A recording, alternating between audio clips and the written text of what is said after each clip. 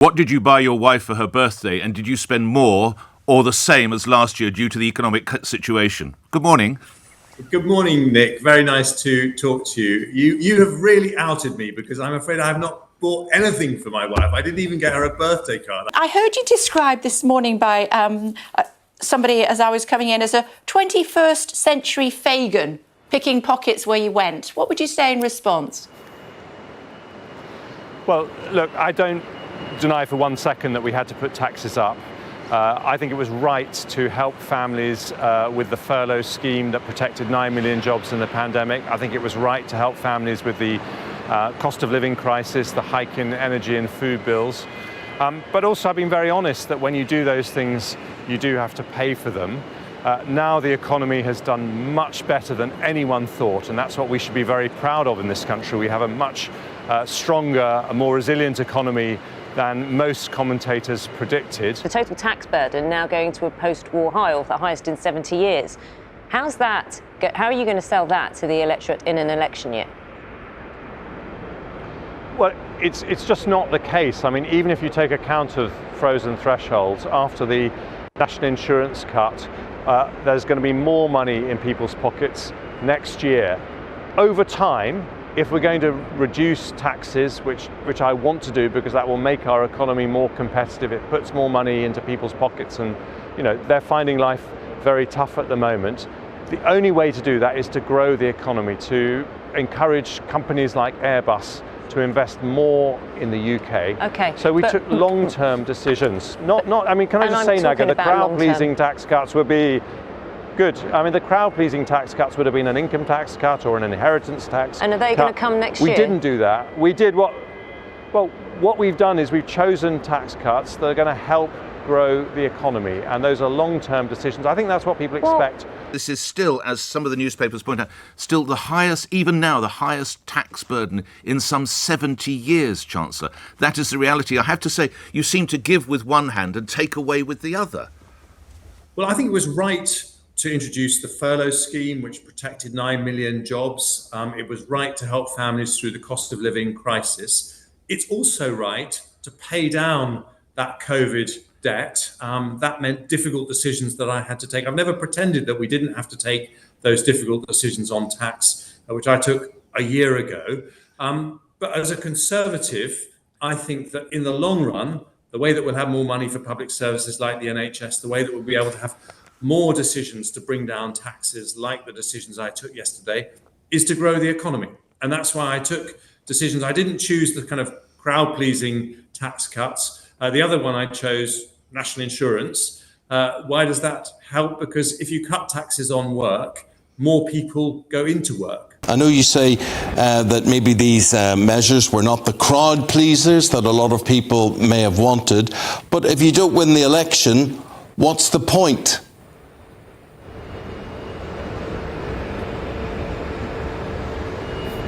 Well, all I will say is that I've no idea when the next election will be, but when it comes to elections, people do vote Conservative because they think that we are going to take the right decisions for the long term of the economy. They fundamentally trust us on the economy and prosperity. You haven't and got I long. accept those aren't necessarily the taxes on the tip of everyone's tongues. You haven't but got they long are the because the taxes general that will election make the biggest difference is to coming our next long-term year. prosperity, and that's why I chose them. And people haven't got long. I mean, the cost of living crisis is the biggest issue for people right now. They want help right now. They want an income tax cut right now. They need more money right now. Those income tax threshold freezes means that you're earning money from working people's taxes. You've got that money. You said you need that to pay off the disaster of COVID. But what about people who are struggling to pay their energy bills and have just been told they're going up? Well, those people have more money in their pockets next year, even after the threshold freezes. Because of the freeze of income tax thresholds, 4 million more workers will be forced to pay the basic rate of tax, 3 million will fall into the 40p higher rate, and 400,000 will move into the 45p additional rate. How can you say this is good for families, Chancellor?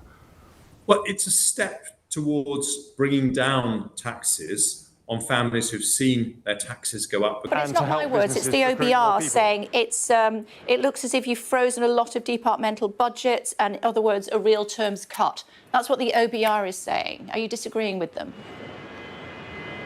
Well, across public spending as a whole, the OBR accept that it's going up in real terms over the Parliament. But look, I accept that we're going to have to make difficult decisions, not do all the spending that everyone would want. But what I would say in the longer run is if you want to put more money into the NHS, you need a strong economy. By 2028, 2029, those people who have seen the tax thresholds frozen, 4 million additional workers will pay income tax, 3 million more will move into the higher rate, 400,000 more will be paying the additional rate.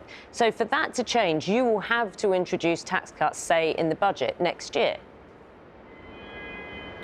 Well, if we're going to talk statistics, we have doubled the threshold before which you pay tax or national insurance. So even after the threshold freezes, nearly 2 million more people in the end of that 5 years will not be paying income tax or national insurance who would have been paying it if we kept at 2010 levels. So we have taken people out Let's make this of paying simple income then. tax or national insurance. Let's make this simple. Do you lose more money because you've cut national insurance, or are you gaining net because of more people moving into higher tax bands?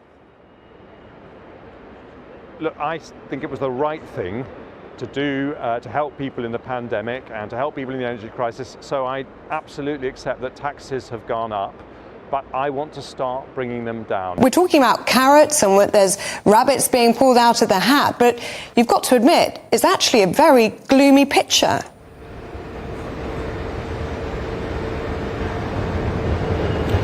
Well, first of all, I think it was right to help families through the pandemic with the furlough scheme that protected 9 million jobs. I think it was right to help families in a cost of living crisis, which is the biggest energy shock we've had since the 1970s.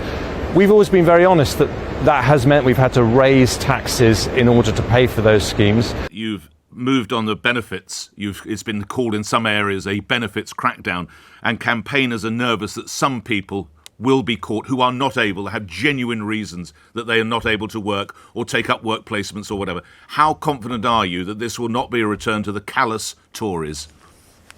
Well, just look at what we decided yesterday. For people who genuinely need benefits, and there are many families in that situation, we increased benefits yesterday by double next year's predicted inflation. But we do also say, if you're on benefits and you don't have a sickness or a disability, you should be looking for work. There's nearly 1 million vacancies in the economy. So if you don't engage with the system for 6 months, it's not fair on the taxpayers paying your benefits that they should carry on doing that. But what if you can't, sorry to interrupt, Chancellor, what if you can't, if you have mental health issues, if you have physical disabilities, if you have caring for a sick relative or a child, what happens then? And you fall through would you fall through the net, as I say again? Well, if you have, mental health difficulties, we think the default should be to treat those mental health issues. Your Deputy Chairman, Lee Anderson, has been talking about Rwanda again, I know.